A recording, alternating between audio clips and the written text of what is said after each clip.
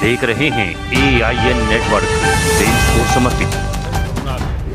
इस तरह के आरोप लगाना जो मंदिर में हुआ, एक एक सनातनी, चाहे वो किसी जाति का है, गुर्जर है कि कश्यप है कि जाट है कि ठाकुर है, वाल्मीकि है कि ब्राह्मण है, इससे कोई पूरा दुनिया जानती है कि इस्लाम ने भगवान बुद्ध से लेकर के भगवान श्री राम का मंदिर हो या मथुरा या काशी हो, सारे मंदिरों को तोड़ करके जिहादियों ने मस्जिद बनाई। और उन जिहादी पूरा एक एक सनातनी बच्चा बच्चा प्रदीप चौधरी जी के साथ है। अगर कोई इस तरह की हरकत की गई, जिस तरह से उनकी बहन बेटियों और माताओं के लिए बोला गया, इस बात को घुमा करके प्रदीप चौधरी जी पे ले जाएंगी, ऐसा किसी ने सोचा नहीं था।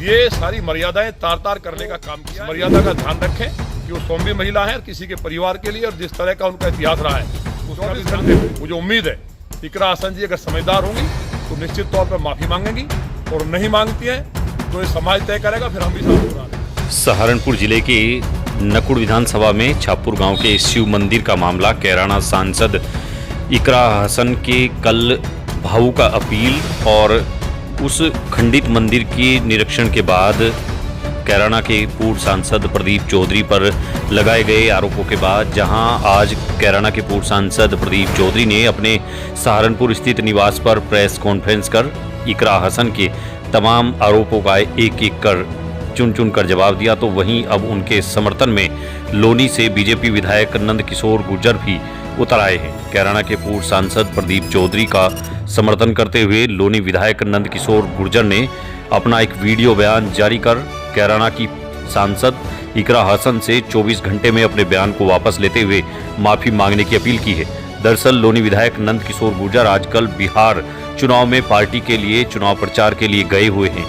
वहीं से अपने वीडियो संदेश में लोनी विधायक नंद किशोर गुर्जर ने क्या कुछ कहा है, आइए एक बार आपको सुनाते हैं। इस बयान के बाद पश्चिम उत्तर प्रदेश की राजनीति में हलचल और खलबली मच गई है। ये बहुत ही दुखद है, शर्मनाक है इस तरह के आरोप लगाना जो मंदिर में हुआ। एक एक सनातनी, चाहे वो किसी जाति का है, गुर्जर है कि कश्यप है कि जाट है कि ठाकुर है, वाल्मीकि है कि ब्राह्मण है, इससे कोई मतलब नहीं है। एक एक सनातनी इस बात को लेकर के आक्रोशित है। आज तक भी जितने अपराधी थे जिन्होंने कृत्य किया उनको गिरफ्तार नहीं किया गया। एक पुलिस को हमने जब कहा वहाँ, तो उसके बाद छोटी सी कार्रवाई हुई। सारे के सारे लोग कौन थे?